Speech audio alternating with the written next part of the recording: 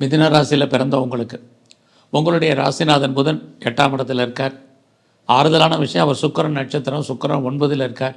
ஒரு பக்கம் தெய்வ அனுகூலம், இன்னொரு பக்கம் உங்களுக்கு தெய்வம் விலகி நிற்க வேண்டிய காலம், ரெண்டுமே இருந்துகிட்ருக்கு.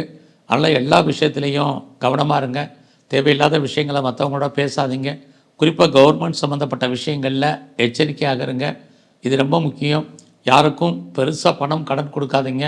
பின்னாடி அந்த பணம் திரும்ப வருவதற்கான வாய்ப்புகள் இல்லை. ஸோ இந்த வாரத்தில் உங்களுடைய உழைப்பு மற்றவருக்கு லாபம், உங்களுக்கு பிரயோஜனம் இல்லை.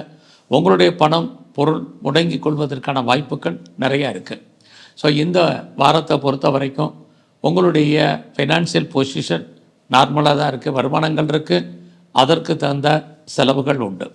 இந்த வாரத்தில் நீங்கள் ஏதாவது சிறு தொழில் சுயதொழில் பண்ணுறீங்க அல்லது வீட்டில் வச்சு பிஸ்னஸ் பண்ணுறீங்கன்னா சுமாராக இருக்குது, பிஸ்னஸ் இருக்குது, பட் வருமானம் இருக்கான்னா வருமானங்கள் சுமார். அது மட்டும் இல்லை, இந்த வாரத்தில் நீங்கள் பெரிய லெவலில் ஷேர் மார்க்கெட்டில் இன்வெஸ்ட்மெண்ட் பண்ணுறதை அவாய்ட் பண்ணுங்கள்.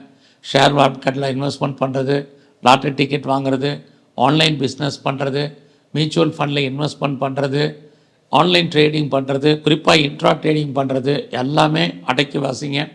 எல்லாமே நமக்கு லாபத்தை கொடுக்குற மாதிரி ஒரு தோற்றம், லாபம் கிடைக்கிறதுல நிறைய தடைகள் இருக்குது. விட்டதை பிடிக்கணும்னு ஆசைப்படாதீங்க. இந்த வாரம் அதற்கான கிரக நிலைகள் சாதகமாக மிதுன ராசிக்கு இல்லை. அதனால் பொறுமை நிதானமாக இருங்க. ஃபர்தராக நீங்கள் ஏதாவது ஹையர் ஸ்டடி பண்ணணும்னா இந்த வாரம் பண்ணலாம். ஹையர் எஜுகேஷனுக்காக நான் அதர் ஸ்டேட் போகணும், அதர் கண்ட்ரி போகணுங்கிறவங்க தாராளமாக மூவ் பண்ணுங்கள். ஓரளவுக்கு நல்லா இருக்கும்.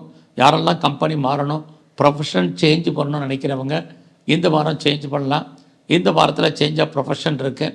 அது மட்டும் இல்லை, ஆன்சைட்டுக்கு நான் ட்ரை பண்ணுறேங்கிறவங்க தாராளமாக மிதுன ராசியில் பிறந்தவங்க ட்ரை பண்ணுங்கள்.